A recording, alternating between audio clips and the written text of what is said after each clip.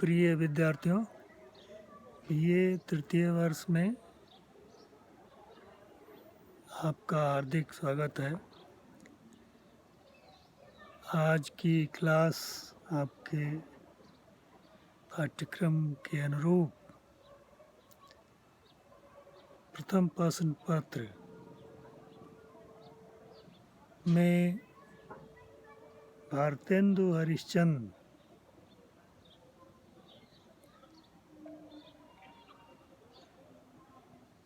के साहित्यिक योगदान एवं भारतेंदु युग की उपलब्धियां पर हम चर्चा करेंगे।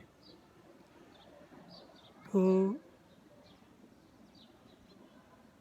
इस संदर्भ में आपको पहले मैंने बताया था कि भारतेंदु आधुनिक दृष्टिकोण साहित्य में लाने वाले प्रमुख रचनाकारों में से थे।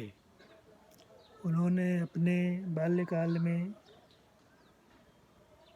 बंगाल की यात्रा की, जिसका उनके कच्चे मन पर काफ़ी गहरा प्रभाव पड़ा,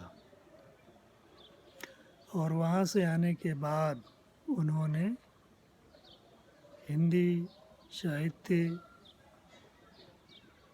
के विविध क्षेत्रों में जैसे जैसे उन्होंने ज्ञान प्राप्त की, उम्र प्राप्त की, नए नए प्रयोग करते रहे। और उन्होंने लगभग हर विधाओं में कहानी, उपन्यास, नाटक, एकांकी, प्रहसन, निबंध, कविता और इतिहास, जीवनी लेखन आदि सब में जो है उन्होंने अपने हाथ आजमाए, या एक तरह से सबके वो प्रवर्तक हैं।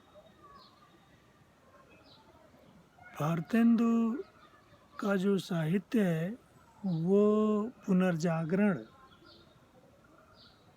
का एक तरह से रूपांतरण है और नई चेतना का उसमें प्रतिफलन हम देखते हैं। उन्होंने अपने समय के समाज की तमाम उन कुरीतियों का विरोध किया जो एक स्वस्थ समाज के विकास में बाधक थी। जाति पात, छुआछूत, पराधीनता, तमाम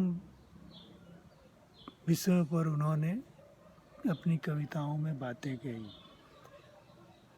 पराधीनता चाहे वो आधुनिक हो, चाहे वो आर्थिक हो या राजनीतिक हो, दोनों पर उन्होंने विचार किया।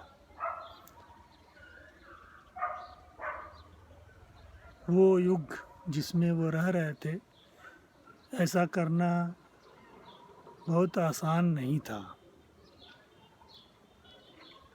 इसलिए बड़े चालाकी से उन्होंने और उनके साथ के रचनाकारों ने अपने साहित्य में तत्कालीन राजनीतिक निरंकुश तानाशाही परिवेश, शासन व्यवस्था और परिवेश से मुक्ति की कामना की। अब भारतेंदु जी अंग्रेजी राज के बारे में कह रहे हैं कि अंग्रेज राज सुख साज सबे भारी,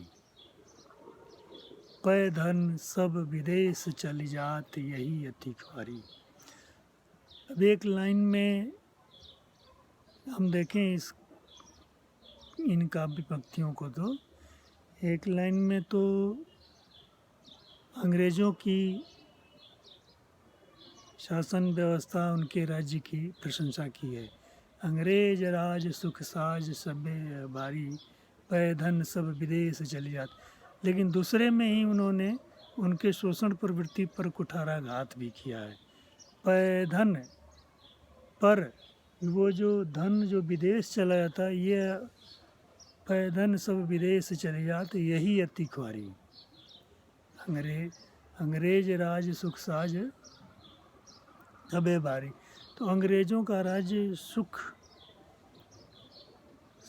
संपन्नता समृद्धि वाला तो है, लेकिन सारा धन विदेश चला जाता है, यह बात अखरने वाली है। तो एक वाक्य में प्रशंसा, दूसरे में निंदा।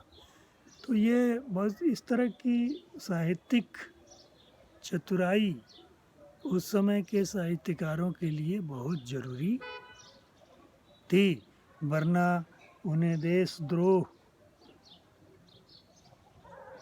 के आरोप में जेल में डाल दिया जाता था। तो इसलिए कई उपनाम से भी लिखते थे, कई जो है छद्म नाम से लिखते थे। हम बहुत से रचनाकारों को देखते हैं उसमें, उस कालखंड में, और उपनाम से लिखने के साथ साथ कई बार जो है शैलीगत प्रयोग में करते हैं। जैसे भारतेंदु के उपरांत अगर हम देखें तो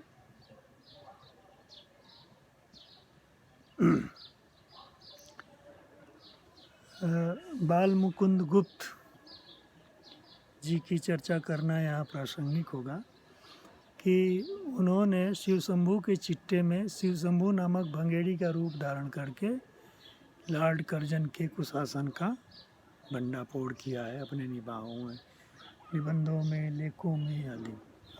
तो भारतेंदु जी ने अपनी रचनाओं में